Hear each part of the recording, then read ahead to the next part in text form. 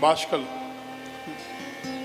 और इस बाष्कल नामक गांव में एक विशेषता, यहाँ जितने लोग रहते हैं सभी दुष्ट थे। बोलो राधे राधे। सभी दुष्ट।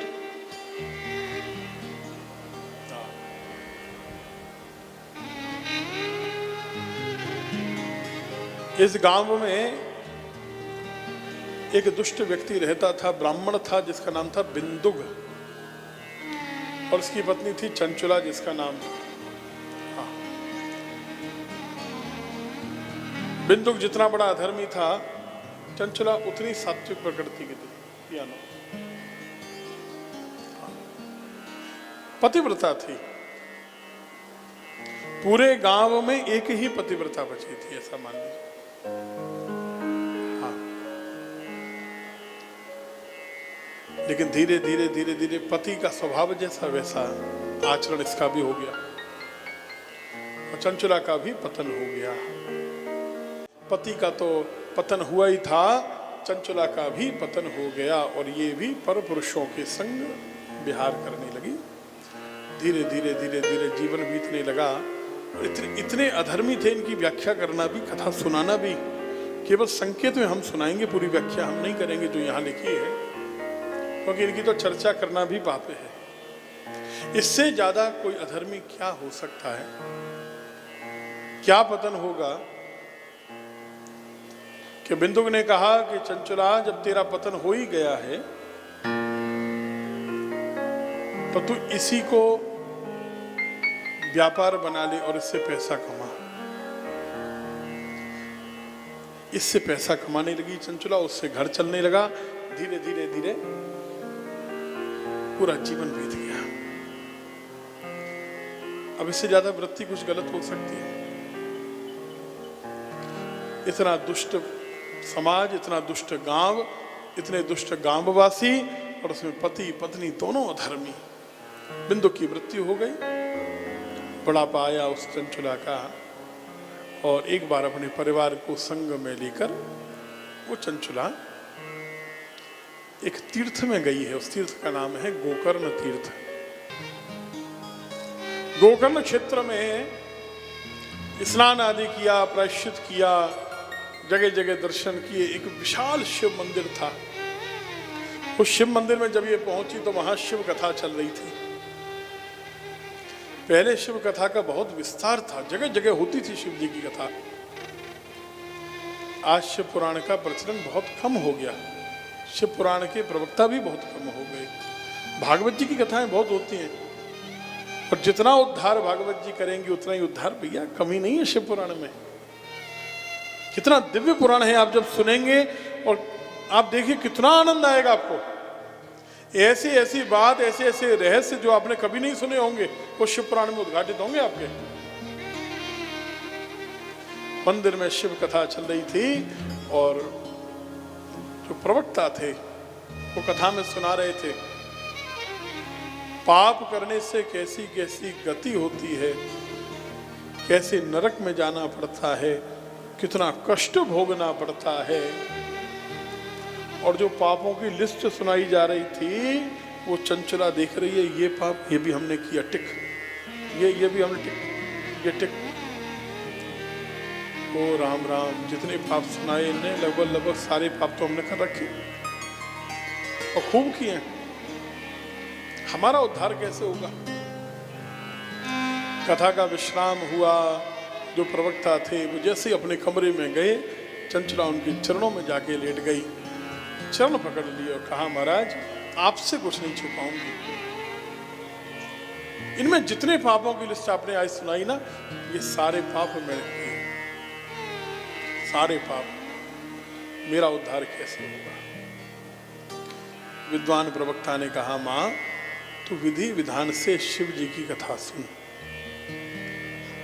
और मन में भावना रख, सच्चा प्रायश्चित कर, और भगवान से सच्चे मन से क्षमा मांग ले कि प्रभु मुझसे जो हुआ वो अधर्म हुआ, पाप हुआ, लेकिन मैं आगे नहीं करूंगी, पापों का प्रायश्चित हो जाएगा। चंचुला ने वहीं उसी शिव मंदिर में बैठकर पूरे विधि विधान से गोकर्ण तीर्थ क्षेत्र में शिव पुराण की कथा सुनिए। ओम नमः शिवाय, ओम नमः शिवाय, ओम नमः शिवाय, ओम नमः शिवाय जप करती रही। चंचला ने पूरी कथा श्रवण की। कथा का विश्राम हुआ। भक्तवत्सल भगवान शंकर ने कृपा की है। चंचला ने अपना जीवन बदल लिया, शिव की भक्ति में लगा दिया उस कथा के बाद। और भक्ति करते करते जब इसका शरीर छूटा, शिवलोक से विमान आया। पार्षदों ने, शिव गणों ने उस विमान में इसको बिठाया और ले जाकर कैलाश पर भगवान शंकर के चरणों में समर्पित कर दिया। क्या दर्शन करती है चंचला? कैलाश पर्वत के सुंदर शिखर पर शिव पार्वती विराजे हुए हैं। सुंदर झांकी है, चारों ओर से गण विराजे हैं। गणेश कार्तिकेय बैठे हैं, नंदीश्वर सामने बैठकर प्रणाम कर रहे हैं।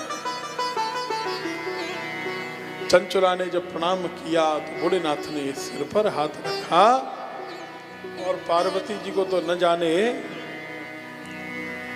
कैसी भावना आ गई इसके लिए।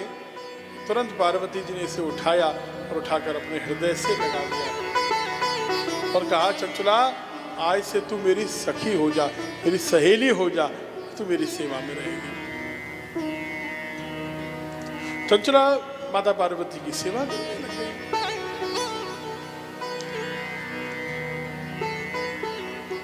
एक दिन क्या हुआ कि ये जब पार्वती जी के चरण दबा रही थी, दबाते दबाते इसे अचानक अपने पति बिंदुक की याद आ गई। रोने लगी और आंखों से आंसू झरने लगे। आंसू की कुछ बूंदें माता पार्वती के चरणों पर गिरी। पार्वती जी ने कहा, बेटी तू रोती क्यों है? चंचला ने कहा, मां मेरा पति जैसा भी था लेकिन था तो मेरा ही पति। उसने मेरे साथ कभी अच्छा व्यवहार नहीं किया, कभी नहीं किया।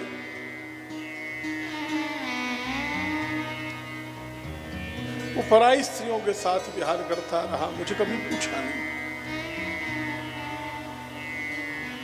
मेरे चरित्र को गिराकर उसने धन कमाया है, जीवन चलाया है, इतना दुष्ट था।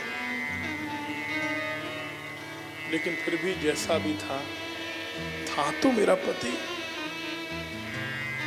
और मैंने अग्नि के सामने ये वचन दिया था, सुख हो या दुख हो सदैव संग दूंगी। मुझे ये तो बताइए, उसने जीवन में इतना अधर्म किया था कि मुझे विश्वास है कि उसकी मुक्ति तो नहीं हुई होगी। कहां गया, किस योनि में है, एक बार मुझे बताइए।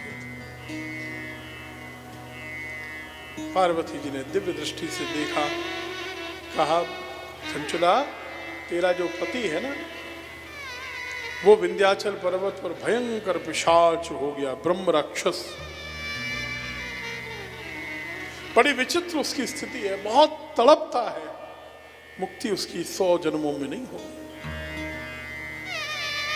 अब तो चंचला ने और कसके चरण पकड़ लिए और रोते हुए कहा कि मां चरण छोड़ूंगी नहीं जब तक मेरे पति का उद्धार करने का वचन नहीं देंगे। अरे मैं भी तो पतित थी, जब आप मेरा उद्धार कर सकती हैं। पार्वती जी ने कहा, तुझ में एक अंतर है चंचला, तूने शिव कथा सुनी है, तूने प्रायश्चित किया, तूने अपनी गलती को स्वीकार किया। तेरे पति के जीवन में ऐसा कुछ नहीं है। ना उसने गलती मानी, ना उसने शिव जी की शरण ली, ना उसने शिव कथा सुनी। चंचला ने कहा, मां ऐसा कहा जाता है कि धर्म पत्नी जो धर्म करती है उसका आधा आधा ट्रांसफर हो जाता है। मां मैंने जो भी धर्म किया उसका थोड़ा बहुत फल तो मेरे पति को मिलना ही चाहिए। ये भारत की स्त्री ही कर सकती है और दुनिया में कोई नहीं। चंचला ने जब चल पकड़े, पार्वती जी को दया आ गई। पार्वती जी ने कहा, तू चिंता न कर, मैं तेरे पति का उद्धार कराऊंगी। तुम तुम्बरु जी से कहा जाओ इसका पति बिंदु विंध्याचल में ब्रह्म राक्षस के रूप में रहता, उसका उद्धार कीजिए। तुम्बरु जी ने एक विमान लिया, चंचला को बैठाया और विंध्याचल पर आकर चंचला ने क्या देखा, इसका पति जो बिंदु है पिशाच के रूप में रहता है, तड़प रहा है, शांति से बैठ नहीं पा रहा है। चंचला ने पति को देखा, आज भी प्रणाम किया।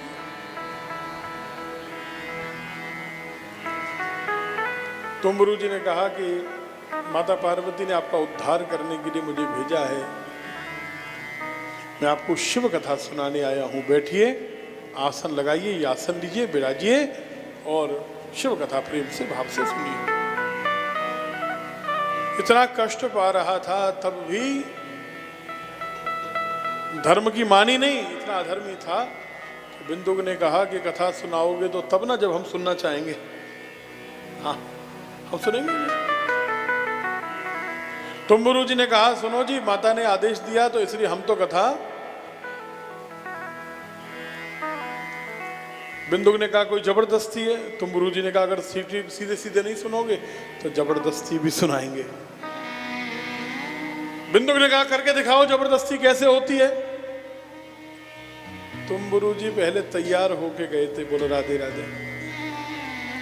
तुरंत विमान में से मोटे वाले रस्से निकाले, लेके आए थे, हाथ पैर इसके बांध के जैसे गठरी होती है ऐसे बैठा दिया इसे, बेचारा हिलडुल भी नहीं पाए। बहुत तड़पे, बोले नहीं सुननी हमको कथा। बोले तू चीखता रहे, हम कथा सुना रहे। हाथ बंधे हुए हैं, कानों में उंगली डाल नहीं सकता, कान कथा तो अंदर जाएगी, अमृत तो अपना काम करेगा।